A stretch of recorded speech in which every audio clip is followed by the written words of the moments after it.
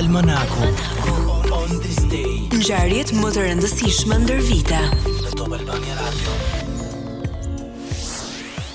Në vitin 1547, Ivani IV kurorzohet cari i Rusisë. 1556, Filipi II kurorzohet mbreti i Spanjës. 1777, Vermonti shkëputet nga New York.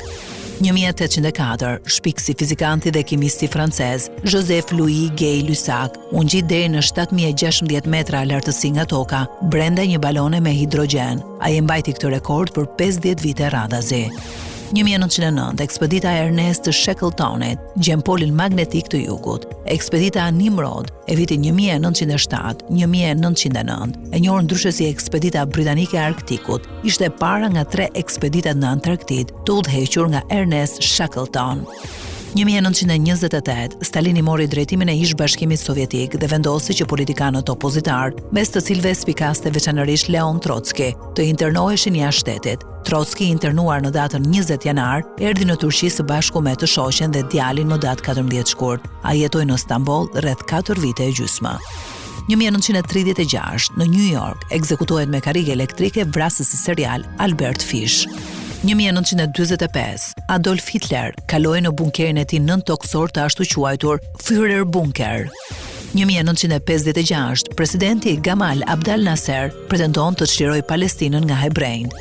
1962, dëron jetë në moshën 78 vjeçare Ivan Mestrović. Mestrović ishte një skulptor, arkitekt dhe shkrimtar i njohur, kroat i shekullit të 20. 1969, studenti ček Jan Palach vetë flijohet në Prag në protest kundër okupimit sovjetik.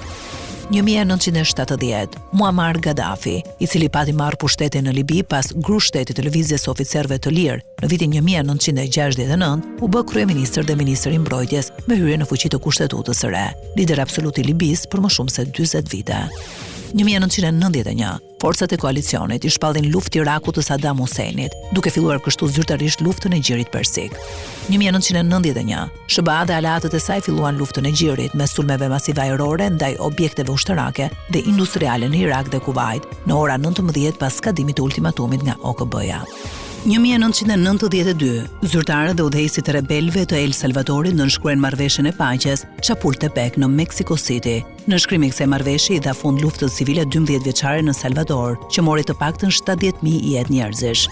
1991, Shtetet e Bashkuara të Amerikës dhe aleatët e saj filluan operacionin Stuhia e Shkretëtirës kundër Irakut, vend që kishte pushtuar Kuvajtin. Ky operacion nisi me sulme raketore dhe një sër ofensivash ajrore.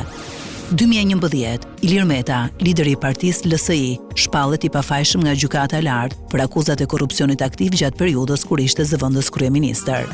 2016, për herë të parë qel një lule në hapësirë. Astronautët e bën të mundur mbjelljen e saj në 16 nëntor.